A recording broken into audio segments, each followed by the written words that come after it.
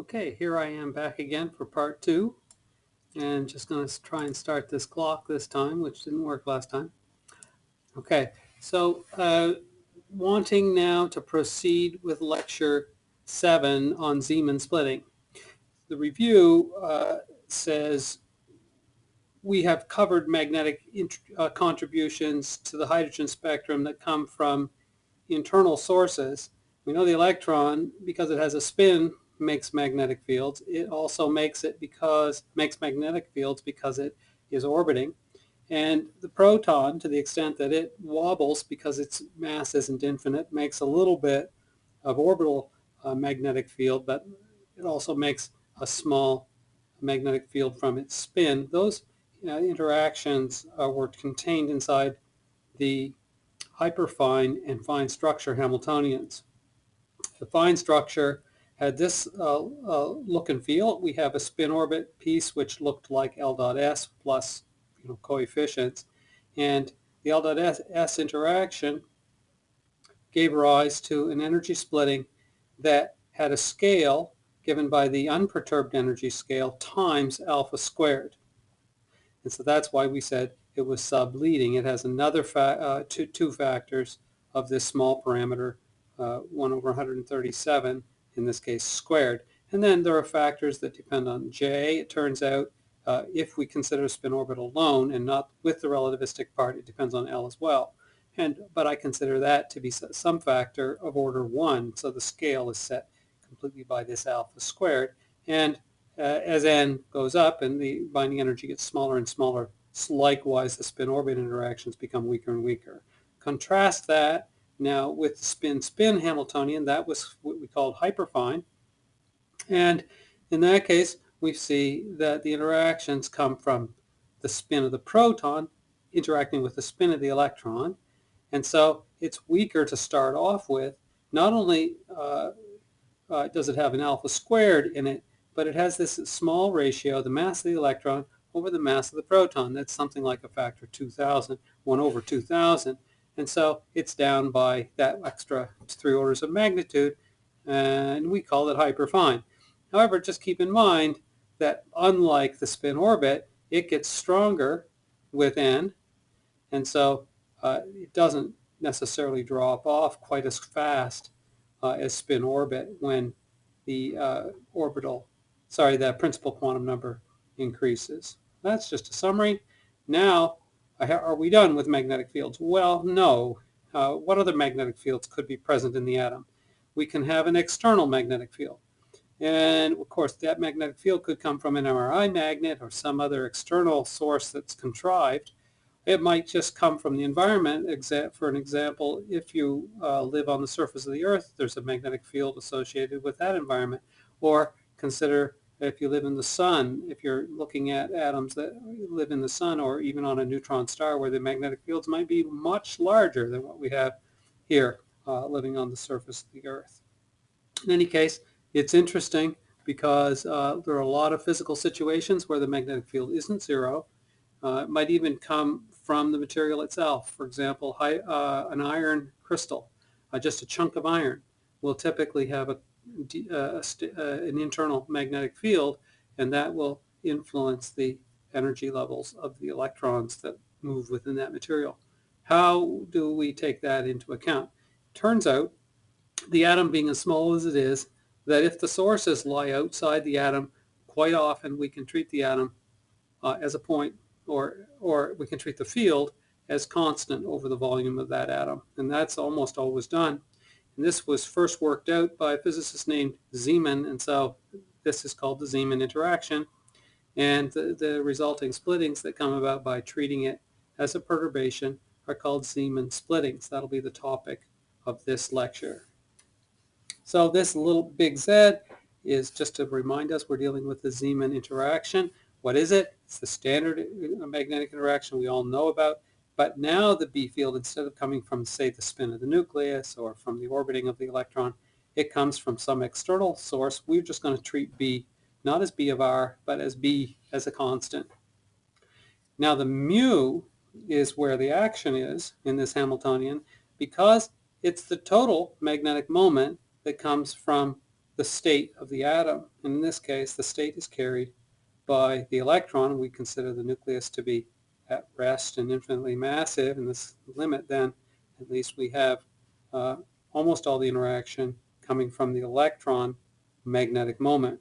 Two contributions to the magnetic moment. The first, we've learned from elementary physics that a current loop will give rise to a magnetic moment. We, in elementary physics, we just calculated and discovered that that was the current going around the loop, I, times the area of the loop. And if you draw a vector perpendicular to the loop like I drew here, along the L, say, the angular momentum direction, then you can take the current times the area and multiply by that unit vector and call that magnetic moment mu. That's what this symbol means.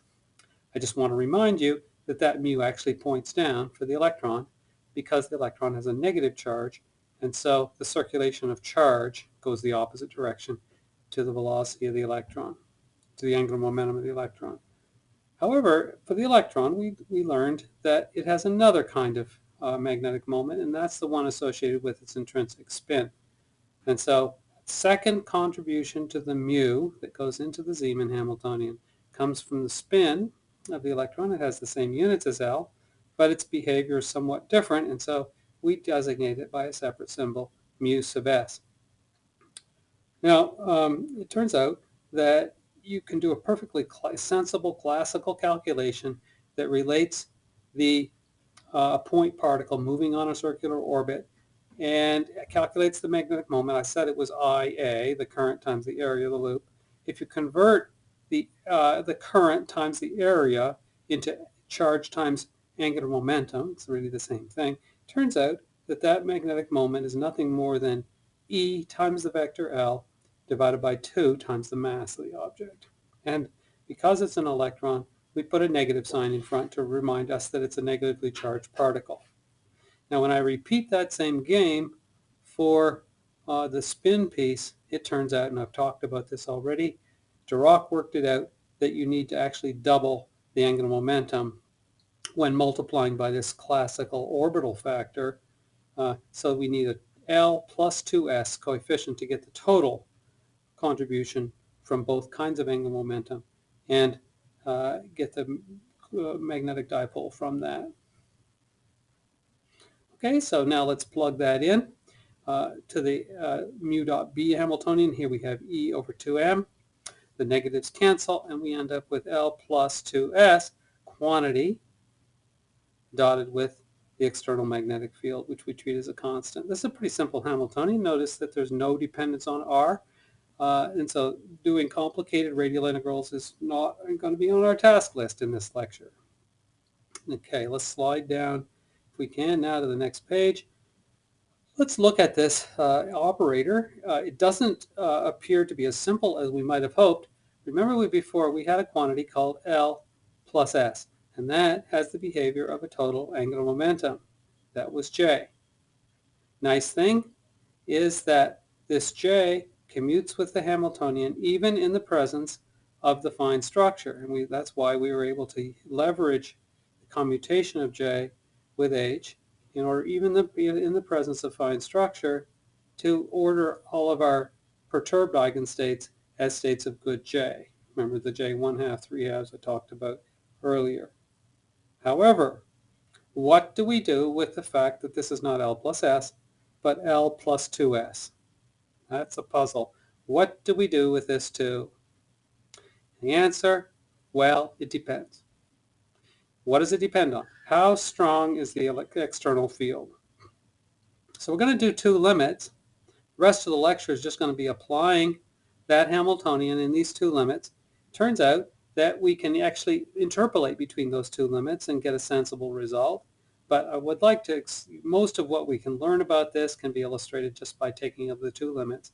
And then we can leave it as an exercise for you to work out on your own what would happen if you're in the intermediate zone and neither of these two limits, you're not really pushing up against the extreme of either one of these two limits. The first thing that Zeeman worked on was, it's a very realistic kind of situation, is what if the magnetic field produces a weak perturbation compared to the splittings that we've talked about so far that come from internal interactions in the atom, even including the hyperfine piece, but especially the fine structure piece. So let's picture a magnetic field like the strength of the magnetic field of the Earth.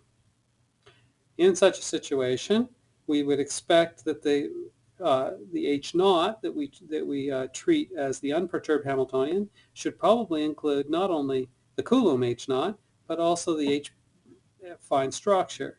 We lump those all together and we call those H naught. Then the truly small thing will be this new Zeeman Hamiltonian H prime. That's the prescription, and in that limit we call it the weak B field limit. Turns out that works fairly well even for some magnetic fields as strong as what you get when you go into an MRI machine. So something as strong, we think in lab scale type experiments, that a magnet is strong enough to produce a Tesla of magnetic field is a strong magnet for atoms. That's a relatively mild magnetic field, and the perturbations are weak. So we are still in the weak B field limit even in such a magnet. Now let's go ahead and apply what we know. What do we do for the unperturbed wave functions? Well, we solve exactly our H naught. Remember that H naught consists of the Coulomb piece, which completely commutes with both L and S separately, and depends only on a principal quantum number n. But now, remember, as soon as we introduced the fine structure, we had to introduce dependence upon L and J separately. And when we summed up the relativistic piece together with the spin orbit piece, magically the dependence on L disappeared and it depended only on J. And so it was possible for us then to write our psi0, these unperturbed wave functions, as the states of good J within a principal quantum number subspace. So we start off with n equals 1, and we consider only the ones within n equals 1. We find that they all become J equals 1/2. So we classify them all in that one multiplet with two states, J equals 1/2. Then we move up to n equals 2. Remember before, we classify them in three multiplets. The J equals 1/2 piece remains alone. That's a doublet. Then the L equals 1 has a second J equals 1, J equals 1/2 doublet. And then there's a J equals 3/2 quartet. Those basically are going to be our psi zeros. And then within that basis, we're going to compute the Zeeman Hamiltonian as a matrix. And here's what it looks like. Instead of writing it as L plus 2s, why not take one of the s's and stick it together with the L and call it J, since J is one of our handy-dandy operators that we know how to deal with in this basis, because the basis has good J quantum numbers. It's very handy to use J, but unfortunately we're going to have to face the music when we get to S. But J is simple. So, because the states have good J, we can replace the third component of J with M sub J. So you can see what I did here. Why did I take just the third component? Well, it's dotted with B, so you can see I implicitly assigned the direction of the external field B to the z-axis, and that selects out just the third component of J and the third component of S, which I subscript them. Sometimes I'll use a subscript Z, sometimes a subscript 3. Just remind yourself that in either case, it's the Cartesian coordinate, Z coordinate, or third coordinate that I'm interested in here when I write such a subscript. So what are the leading order first order perturbation energies for the Zeeman interaction? It is nothing more than the expectation value of that Hamiltonian within the unperturbed eigenstates, and we describe those by all these standard quantum numbers n, L, S, and J. But now I don't have, because I've coupled them to total J, I don't have a good quantum number M sub L, nor do I have a good quantum number M sub S. The only M that's good is the M that goes with the J. So we really are identifying your basis, which one of these is privileged angular momentum operators by which M you use, and it turns out it's the M sub J. Well, that's just exactly the quantum number that we need if we're going to write down the JZ. forgive me for not putting an h bar beside it, but you understand, when I write down m sub j, it should have an h bar beside it. So now what we're left with then is this operator sz, which we don't know exactly how it's going to behave when we sandwich it in the middle between the psi0 eigenstates for this expectation value. Well, now I'm going to make an argument for how this works. And it kind of requires you to understand what the symmetries of these basis functions are.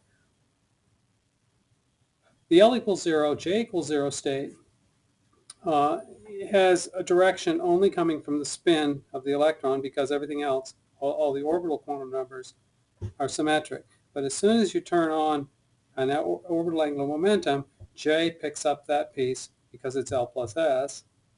But it turns out that because J is a good quantum number, it is the only vector-bearing information about these unperturbed wave functions, the psi superscript zeros. And so when I'm looking at trying to sandwich an S third component of the spin between these psi zeros on each side, what am I doing? Well, I'm saying to myself, this is a vector. Well, the only non-zero projection of that vector that it can have is along the j direction, because j is the only unique direction. It's symmetric along every other direction because we've selected it to be to have a good j value. If it's good j, it has to be j equals 0, m sub j equals 0, m sub j equals plus, or m sub j equals minus. Okay, and in any one of these cases, they have simple azimuthal behaviors, either the im phi, either the minus im phi, or 1. And that means that when you rotate the wave function around z, you get nothing more than a phase. Okay, so expectation values don't do anything. And that means that you can't have a transverse component of any vector transverse to the direction along which you're quantizing j. Here's another way to say it. You can take any vector and dot it with j, and then take j as sort of a proxy for that vector. See how I did this? So I said, well, since S is a vector, but j is the prototype vector, okay, and it's the only thing that can characterize the vectorness of this state, then let's just project it onto j, and then let j stand for S. But then you have to take out the magnitude of the two j's that you stuck in the top. And that's the operator j squared. Let's now evaluate that. Well, we know what to do with S dot j. It's the standard old thing. We form a sum, j minus S. That we remember is L. We square both sides. This becomes, dropping the h bar squareds on both sides, this operator, when you square it, becomes LL plus 1 with h bar squared. This side, of course, becomes the j squared plus s squared minus the inner product. Let's do the j squared. J plus 1. Let's do the s squared. S plus 1. And now the inner product, which is the cross term, minus 2 j dot s. Well, isn't this term here exactly what we want here? So let's take everything to the other side. This is a negative. We need to bring over the negative 1/2. And what you end up with in the end, if you look at the algebra a little bit more carefully than I'm doing here, is that the j dot s is 1/2 jj plus 1 minus ll plus 1 minus, or plus ss plus 1. Well, ss plus 1, since s is a half, it's an electron, is 3/4.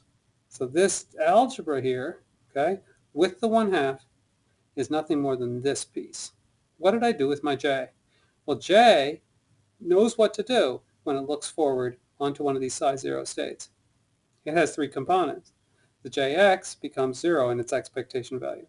The jy becomes 0 in its expectation value, and the jz becomes m sub j. Of course, it's only the j component that I want because I'm dotting it with z hat. It's only the third component that I want. So that becomes m sub j. Notice the m sub j right here. And now what does j squared become? It's another one of these operators that has a simple behavior on these eigenstates of h naught, j plus 1. And just remember, the h bar squareds come in the bottom, the h bar squareds come in the top, and they cancel. Okay, all of this algebra is here just to show that this s sub z in this basis comes out to be much more simple than we might have suspected before. This is how we deal with the problem that we have L plus 2s instead of L plus s. I'm going to pause right there for a second. Okay, now moving on, let's plug in the results that we have. The E1 is the expectation value of this H prime sub z. And so we have the magnitude of mu, which is E over 2m.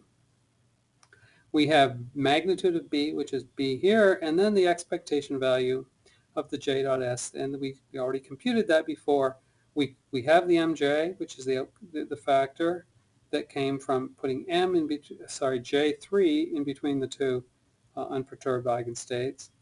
And then some factor that has this JJ plus 1 L plus 1 and so on. That thing has a name. It's called the Landé G factor, and it takes into account the fact that a spinning electron that's orbiting in some orbital angular momentum state has a magnetic moment that has a contribution from the spin and a piece from the orbital angular momentum like this. Okay, so if we had J equals 0, then we would call G sub J 2, right? That would be the G equals 2 that I talked about, the G factor from the spin alone. When we integrate the spin and the orbital angular momentum into a single factor, then what we end up with is this Landé G factor incorporating both the orbital and spin pieces together. And here is how it affects the energy in the external electric field. So, magnetic field. So it doesn't surprise you if the M is along the magnetic field, you get one sign of the energy shift. And if it's against the magnetic field, it goes along the other way. Now you might say to yourself, wait, where's the negative sign? Because if they're aligned, you should get negative energy. True, if the magnetic moment is aligned. However, this is a negatively charged electron, and therefore the negative sign cancels with the negative sign that was in the Hamiltonian. And so the alignment of the spin means the anti-alignment of the magnetic moment, and that's why it's repulsive. Positive energy means repulsive. Okay, so let's look and apply this in the particular case where it's the ground state. That's n equals 1. In that state, we don't have any L. L is 0. J equals 1/2 is the only choice we have. Plug in J equals 1/2. 2J is 1. J plus 1 is 3/2. Do the algebra on the top. And this whole factor here becomes 1. Add 1 and you get 2. And that becomes G sub J equals 2. Now we plug in 2 up here. And we end up with a 2 that cancels this 2 down here. Then you become EB over ME times M sub J. But M sub J can be two values, plus 1/2 or minus 1/2. And so it turns out that we end up with plus or minus EB over 2ME. And this is the origin of the original thing called the Bohr magneton. That factor that goes beside the B has units, obviously, of a magnetic moment because mu times B is an energy. And this became known as the Bohr magneton. It's the amount of magnetic moment that an electron has when it doesn't have any orbital angular momentum. That's the story in the weak magnetic field limit. This number is a small number compared to all the other splittings we talked about before. And so one can investigate it sort of as a very, as a perturbation with everything else being large and this being the small disturbance to the system. What happens, however, if the magnetic field gets strong enough that these shifts start making the levels cross over into the region where their neighbors are? For example, in the n equals 2 state, you have fine structure that splits the J equals 3/2 and the J equals 1/2. Well, what if the splittings from Zeeman push some of the J equals 1/2 up so they start threatening to overtake where the J equals 3/2 ones live? In that case, then you have confusion over who is big and who is small. And so let's cross over into the other extreme where the magnetic field can now be, the external magnetic field can be considered to be large. compared to the internal effects. And that's what I want to look at next. So this is called the strong B field limit. And now the Zeeman Hamiltonian is what joins the Coulomb Hamiltonian in H naught, and the perturbation is the fine structure Hamiltonian. In fact, just the spin orbit piece becomes the perturbation. And I'll talk a little bit about why the relativistic piece comes along for the ride. It turns out that the relativistic correction was just a correction of the kinetic energy, and since it doesn't depend on spin or orbital angular momentum, it's just a radial wave function integral. That turns out not to get involved in this whole competition for who's big, who's small. Those shifts come along as a sort of, you can think of them as integrated into the Coulomb Hamiltonian, and who gets called big and who gets called small is a shootout between the L dot S term, or if you like the hyperfine S dot S term, and this mu dot B term, but the relativistic correction to the Hamiltonian stays out of the argument altogether, and we can always just wrap that together with H naught. And that's what we'll be doing. So we'll be taking apart the fine structure, leaving the relativistic correction inside H naught, folding the strong field Zeeman into H naught, okay, so it becomes the part of the thing we have to solve exactly. And then we'll be introducing the fine structure Hamiltonian, the spin orbit part of the fine structure Hamiltonian, as the perturbation. So this reorganizes our problem a little bit. Now no longer do our unperturbed wave functions need to be organized as good J states, because remember that the new Hamiltonian, besides the part that's that's completely just a central potential and depends only on a principal quantum number, we have a new piece, which is this H prime sub Z, and it depends on L plus 2S. Well, here's L, here's 2S. Why not just choose the psi naught wave functions, the unperturbed wave functions, as those which are simultaneously good states of M sub L and M sub S, but not M sub J. And that's where we're headed. And that's certainly possible. We just leave the spin degree of freedom and the orbital angular momentum degrees of freedom completely uncoupled. So J is not in the picture yet. We'll see that maybe that comes in later as part of the perturbation. But in H naught, L and S live in different worlds, and we're going to treat the wave function as a direct product of a YLM that has a perfectly good L and M sub L, okay, and a spinner that has a perfectly good spin and spin projection, and those two will simultaneously be good quantum numbers. And that's where we're headed. Now this is very easy because you can see the H naught contains the good old Coulomb piece, which is minus E naught, the 13.6 electron volts over n squared. That's the piece we know. And here's the piece that comes from H prime Zeeman. And if we want to include the relativistic piece of the fine structure Hamiltonian, that comes in here with an L-dependent correction. In fact, here I am working on it down here. So I'm going to introduce it as an L-dependent correction. You can see that the first piece of the fine structure Hamiltonian is the one we worked out before. I won't work it out again, but if you go back and look at it, this was the expression that we worked out.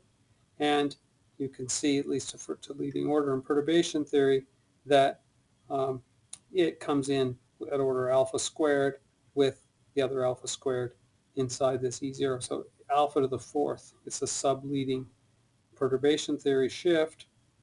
Here's the 1 over n cubed that shows that it gets weaker and weaker as principal quantum number increases, and then the L dependence comes about from this correction term here. You can look that back up and see. I just have that there for completeness. Let's concentrate on that was the easy part. Let's concentrate on the more difficult part now. We have to face up to this L dot S term and see how to handle L dot S now in this new context where we've made L sub 3 and S sub 3 are two Z projections of those two different kinds of angular momentum separately as good quantum numbers of the unperturbed states. Now, I'm just going to invoke this piece again from a previous result. You can look back in the lecture notes, but you remember that it had the spin orbit piece. When we plugged everything in, it had some coefficients that turn out to just depend upon alpha squared and E naught. Then there's a 1 over h bar squared as of one of the coefficients out front. But you'll remember that there was a 1 over r cubed, which is an expectation value. And when we computed that in this basis of good unperturbed wave functions, we ended up with 1 over r cubed expectation value gave us this complicated L-dependent denominator, L plus a half, L plus 1. Okay? It turns out that the n cubed also appeared here, and I believe that there was an a cubed, because that's the Bohr length, and 1 over r cubed always carries that many powers the Bohr length. However, I have moved the a out and stuck it here with explicit factor alpha. The mass terms have canceled in this expression, and you can work out the details. What I really want to concentrate on here is the unfinished business, which is what do I do in this funny basis where L and S are separately good quantum numbers with this operator L dot S? And the answer is what we don't do. What we don't do is re-express it in terms of J. J is a complicated item now to deal with, because our states, psi 0, these unperturbed states, are not states of good J. They don't know what their M sub J is because they're actually mixtures of M sub J. What they're simple in is L and S, so why not just compute them directly? And that's really the trick here. We do not want to get involved in the total spin J. Instead, just compute them directly. Let L, when it operates on the state, look forward and see the YLM and act on it. And when S operates, let it just look forward and see the spinner. All right? Because they're sensitive to just those pieces of the wave function. And because L3 and S3 are separately good quantum numbers, they just acquire their respective values. And we remember that the transverse pieces, which we might call Lx, Sx, and Ly, Sy, have to be 0 because in a state of good L3, the expectation value of L1 and L2 are 0. So those go away, and we end up only with the third component dotted with the third component times the third component. And this is what I'm expressing here. I think I'm just saying in words what I just went through. So here I have the X piece of both L and S is 0. The Y piece of both L and S is 0 because we have defined our states, these unperturbed states, to be states of good third component. And the third component then is just given by the h bar. I didn't forget the h bar this time. This spin projection M quantum number M that goes with the L and the corresponding one that goes with the S. And so when I take the inner product, what do I get? Just, and here's the L dot S term, M sub L, M sub S. Don't forget there's an h bar squared. Turned out there was a 1 over h bar squared, and I've implicitly canceled. Here's our denominator we saw before, the triple L that came from the expectation value of 1 over r cubed in the original spin orbit Hamiltonian. And here's the coefficient out front. So let's put all this together now. What am I putting together? I'm putting together the two pieces of the fine structure. The piece that came from the relativistic correction. Remember that one. Turns out that I can contrive this numerator here to take part in the other one. This piece, 3 over 4n, was explicitly a part of my relativistic term, if you look above. The second term just looked like 1 over L plus 1. But if I want to build it over a common denominator so I can bring in this piece that looks like this, then I can just multiply the top by these two factors that were absent in the relativistic term.